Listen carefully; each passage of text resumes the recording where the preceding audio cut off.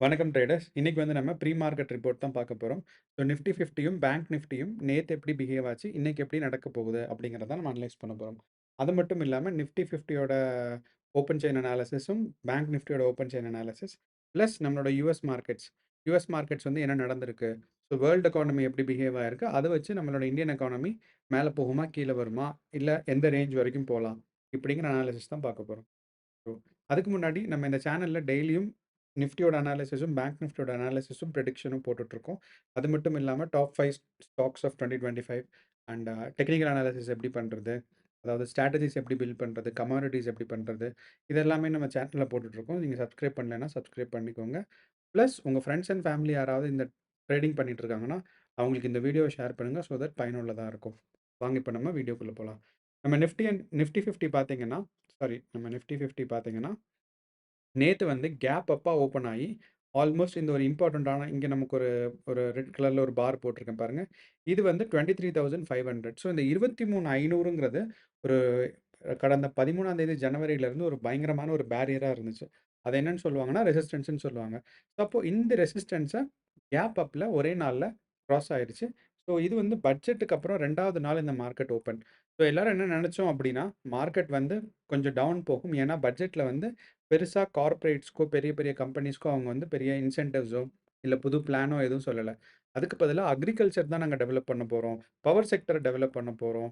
Export develop பண்ண போறோம். இந்த மாரி தான் சொல்லியிருந்தாங்களே தவிர, நிஃப்டி 50ல இருக்கிற இதுக்கு வந்து எதுவுமே பெருசா சொல்லல. அட்லீஸ்ட் பேங்க் நிஃப்டில இன்வெஸ்டிங் இம்ப்ரூவ் பண்ண போறோம் அப்படின்னு சொல்லியிருந்தாங்க. பிளஸ் வந்து பார்த்தீங்கன்னா இன்கம் டாக்ஸ் குறைச்சனால, பேங்க் நிஃப்டில பேங்க்ஸ்க்கெல்லாம் கொஞ்சம் அதிகமான சேவிங்ஸோ, லோன்ஸோ இதெல்லாம் நெறைய நடக்கிறனால, பேங்க் நிஃப்டி மேல போகும்னு எக்ஸ்பெக்ட் பண்ணோம்.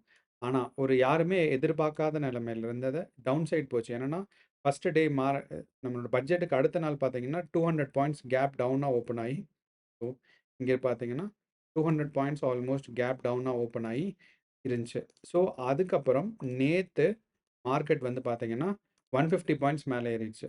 ஸோ எவ்ளோ கேப் டவுன் போச்சோ, அதுக்கு ஈக்குவலா மார்க்கெட் மேல வந்து நேத்து ஆல்மோஸ்ட் ஒரு புதிய ஹை. அதாவது ஜனவரி 13ஆம் தேதி, 9ஆம் தேதிக்கு அப்புறம் பார்த்தோம்னா, இதுதான் ஹையஸ்ட் பாயிண்ட் 23,700 அது. ஸோ அப்போ வந்து டவுன்வர்ட்ஸ் ட்ரெண்டிங் சேனல்ல இருந்து அப்வர்ட் ட்ரெண்டிங்க்கு மாறிருச்சு. ஸோ இந்த நிஃப்டி 50 அப்வர்ட் ட்ரெண்டிங்க்கு மாறிருச்சு. ஸோ இதனால என்ன நடக்கலாம் இன்னைக்கு அப்படின்னு சொன்னீங்கன்னா, நம்ம வந்து இந்த ஒரு ட்ரெண்டிங் சேனல் போட்டிருக்கோம். பிளஸ் வந்து நம்ம முன்னாடி வந்து சிம்பிள் மூவிங் ஆவரேஜ் பண்ணிட்டுருந்தோம். ஆனா, மார்க்கெட் வந்து ஆல்மோஸ்ட் சைட்வேஸ் மூவ் ஆறனால நான் சிம்பிள் மூவிங் ஆவரேஜ விட்டுட்டு, சூப்பர் ட்ரெண்டுன்னு ஒண்ணு இருக்கு. அத நான் ஆட் பண்ணியிருக்கேன். ஸோ, நமக்கு இங்க போனா தெரியும். Super trend. இந்த இடத்துல, இந்த சூப்பர் ட்ரெண்டுன்னு சொல்லி, ஸோ அத ஆட் பண்ணி நம்ம வந்து கொஞ்சம் மாடிஃபை பண்ணியிருக்கோம். ஸோ 10-4, 10-3 பார்த்துருக்கோம். அதனால தான் நமக்கு 2 இருக்கு. ஸோ அப்ப நம்ம இந்த சூப்பர் ட்ரெண்ட்ல மேல போகும்போது, மார்க்கெட் பார்த்தீங்கன்னா, இந்த ட்ரெண்ட் லைன்க்குள்ள போகலாம். அண்ட் இங்க இந்த இடத்துல நம்ம ஒரு 2 பார் போட்டு வச்சிருக்கோமே, இது என்ன அப்படின்னு கேட்டீங்கன்னா, நமக்கு இந்த இடத்துல வந்து 2 ரெசிஸ்டன்ஸ் இருக்கு. ஒண்ணு வந்து 23,800லயும், அடுத்து வந்து 24,000ம். அப்போ மார்க்கெட் வந்து 24,000 வரைக்கும் போறதுக்கான வாய்ப்பு இருக்கு. ஆனால் இந்த இடத்துல இந்த 23,800ல ஒரு புல் பேக்கான ஒரு எக்ஸ்பெக்டேஷன் பண்ணலாம். ஸோ இத தான் வந்து நம்ம இண்டிகேட் பண்றதுக்கு இங்க போட்டு வச்சிருக்கோம். அண்ட் எப்படி நீங்க இத தெரிஞ்சுக்கிட்டீங்க அப்படின்னு பார்த்தீங்கன்னா, பிரைஸ் ஆக்ஷன் வச்சு தெரிஞ்சுக்கலாம். பிரைஸ் ஆக்ஷன்னா முன்னாடி எந்தெந்த லெவல்லாம் இருக்குங்கிறத. அத விட இன்னைக்கு ஸ்பாட்ல என்னென்ன சப்போர்ட் அண்ட் ரெசிஸ்டன்ஸ் இருக்குன்னு தெரிஞ்சுக்கிறதுக்கு பியூட்டிஃபுல்லானது என்னன்னா, ஓப்பன் இன்ட்ரெஸ்ட்ன்னு சொல்லுவாங்க. இது வந்து சென்சிபிள்ஸ்ன்னு சொல்லி ஒரு இது இருக்கு. பிளாட்ஃபார்ம் இருக்கு. ஆப்ஷன் அண்ட் ஃபியூச்சர்ஸ் ட்ரேட் பண்றதுக்கு. ஸோ அங்க போய் அனாலிசிஸ்ல ஓப்பன் இன்ட்ரெஸ்ட் நம்ம கிளிக் பண்ணோம்னா, இந்த ஓப்பன் இன்ட்ரெஸ்ட் வந்துரும். அங்க வந்து நமக்கு நிஃப்டி வேணுமா, பேங்க் நிஃப்டி வேணுமா, இல்ல வேற ஏதாவது ஸ்டாக்ஸ் இருக்குன்னா, நம்ம வந்து அத சர்ச் பண்ணி எடுத்துக்கலாம். இப்ப நம்ம வந்து நிஃப்டி எடுத்திருக்கோம். அண்ட் ஓஐ சேஞ்ச் எடுக்காம, ஓஐனா ஓப்பன் இன்ட்ரெஸ்ட்.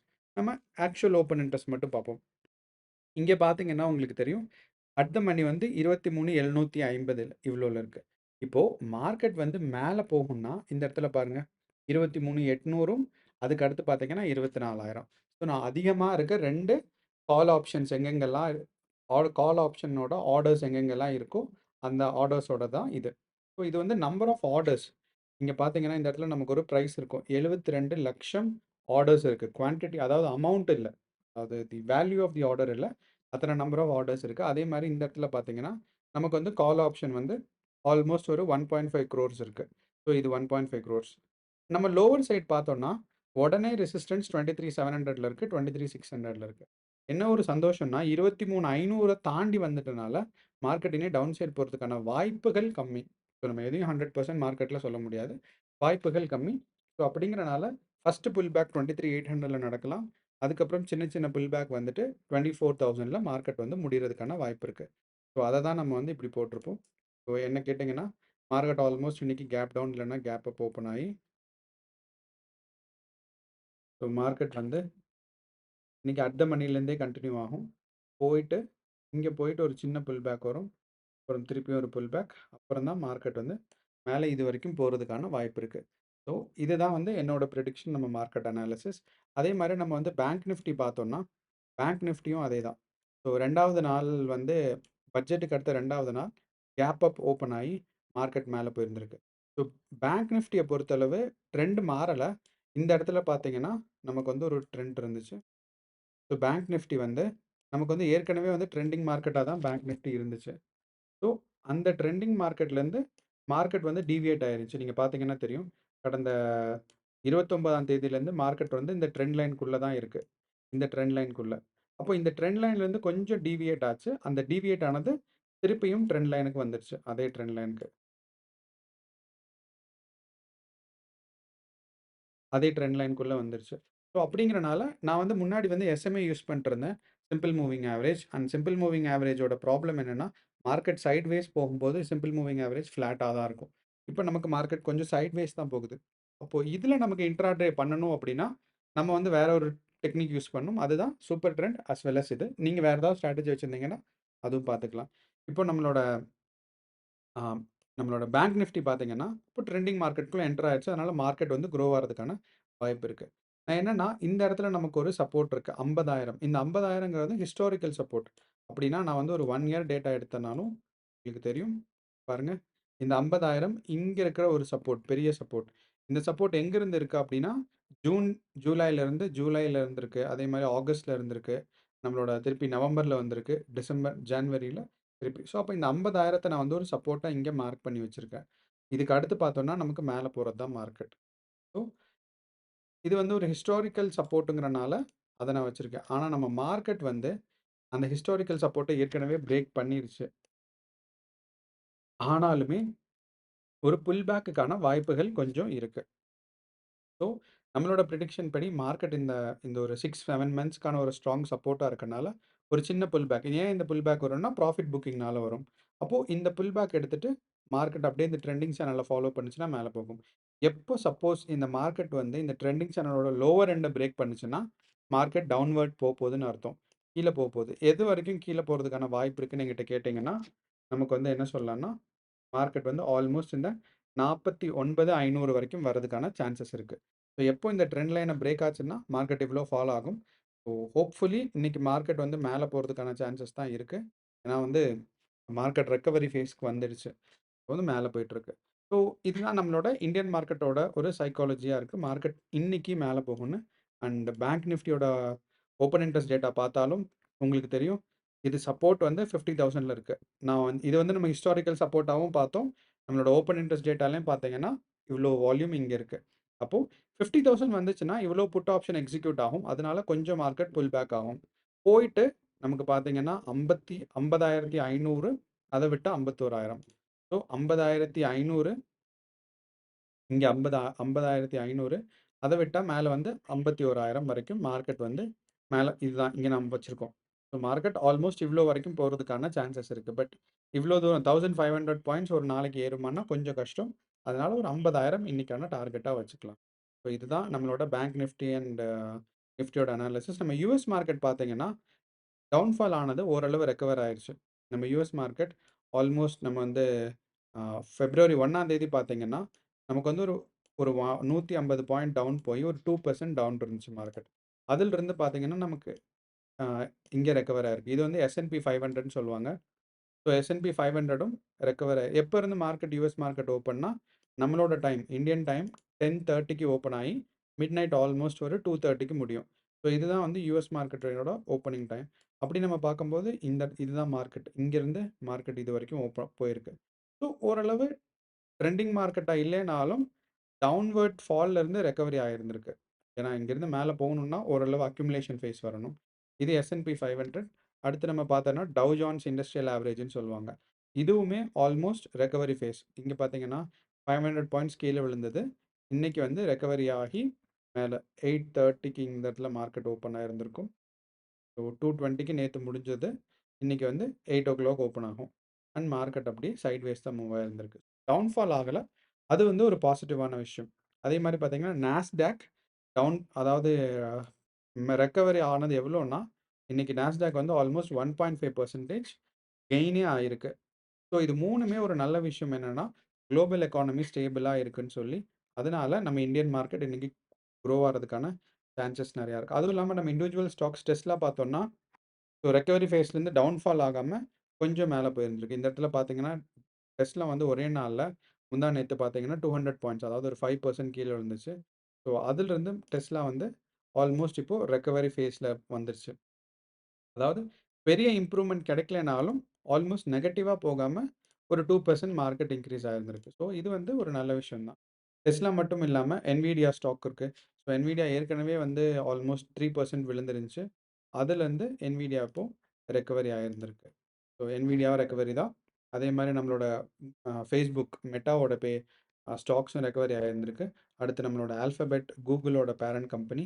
அதுவும் இன்னைக்கு பார்த்தீங்கன்னா, ஆல்மோஸ்ட் ஆல்ஃபபெட் வந்து கேப் அப்பா ஓப்பன் ஆயி, ஆல்மோஸ்ட் நமக்கு வந்து ஒரு 2% இன்க்ரீஸ் ஆச்சு. பட் அது at the end of the மார்க்கெட்ல ஆல்மோஸ்ட் 3%ஆ முடிஞ்சிருக்கு. ஸோ இது வந்துமே ஒரு நல்ல ஃபேஸ். அப்போ யுஎஸ் மார்க்கெட் பார்த்தீங்கன்னா, மோஸ்ட்டான இம்பார்ட்டன்ட்டான ஸ்டாக்ஸ் Tesla, Apple, Google எல்லாமே இது வந்து Appleஓட ஸ்டாக் பார்த்தீங்கன்னா, எவ்வளோ இன்க்ரீஸ் ஆயிருக்கு.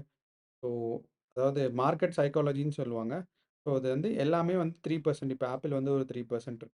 ஸோ அப்போ மார்க்கெட் சைக்காலஜி ஸ்ட்ராங்கா இருக்கறனால, இன்னைக்கு நம்மளோட குளோபல் மார்க்கெட் இன்க்ரீஸ்ல இருக்கு, ஸ்டேபிளா இருக்கு. அதனால இந்தியன் மார்க்கெட் இன்க்ரீஸ் ஆறதுக்கு வாய்ப்பு இருக்கு. இதுதான் நம்மளோட ப்ரீ மார்க்கெட் அனாலிசிஸ்.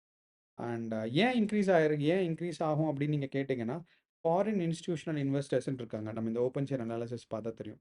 இங்க போயிட்டு நம்மளோட FI FII and DII. So இது foreign institutional investors and domestic institutional investors.